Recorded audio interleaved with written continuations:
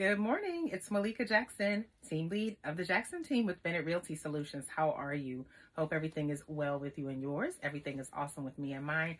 Happy today's day. Happy today's day to you. I was told by a business coach that I'm supposed to say happy today's day because as your brand expands and people watch you from all over the world, like I see when I look at my analytics, I see places from all over the world, people looking from all over the world. It might not be Tuesday morning there. It may be something else. And you don't want to exclude people. So I was told to say, happy today's day. So anyway, happy today's day to you.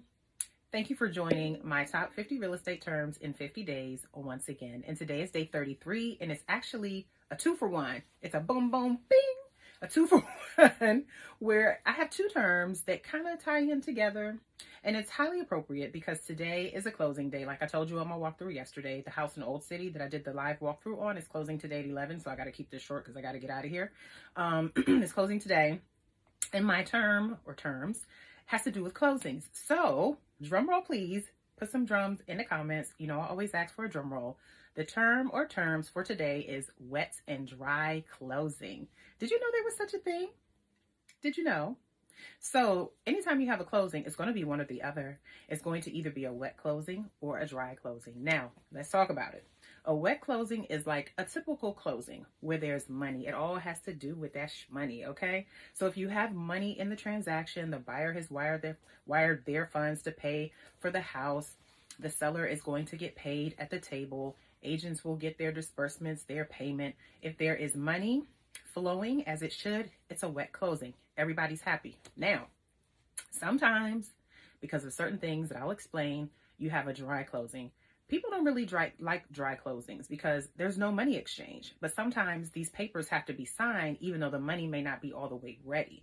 So here's a situation where you may have a dry closing. I've had this quite a few times. I may even have one on Thursday. I'll keep you posted on that. So I have a seller. These are the times you'll have a dry closing. I have a seller who has, they're paying off a house. We know how much is owed to the bank, but keep in mind, your mortgage balance, when you pay off a house, your payoff amount is always going to be a couple bucks higher, sometimes a couple $1,000s higher. So our title company has not received a payoff yet from the seller's bank, so they don't know how much is needed to pay off this loan. However, because of some other things, we have to sign on Thursday.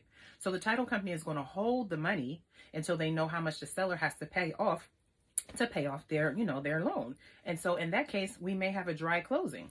I've also seen where there's issues on the buyer side. Maybe something is going on with the loan. Maybe we close after hours. Maybe the wire got held up for the buyer. Like things happen where the buyer's funds may not be all in place, but the title company is like 99% sure everything is going to be okay.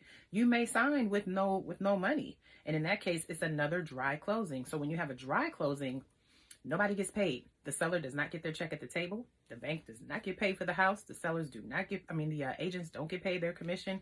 Taxes don't get paid. Water bill does not get paid. Utilities don't get paid. Insurance does not get paid up front. Nothing happens. It's a dry closing. It's just on paper. And then the money part will be taken care of later. So that's the difference between a wet and dry closing. You always want to have a wet closing so that you can have money going to all the different places that the title company needs to send it to.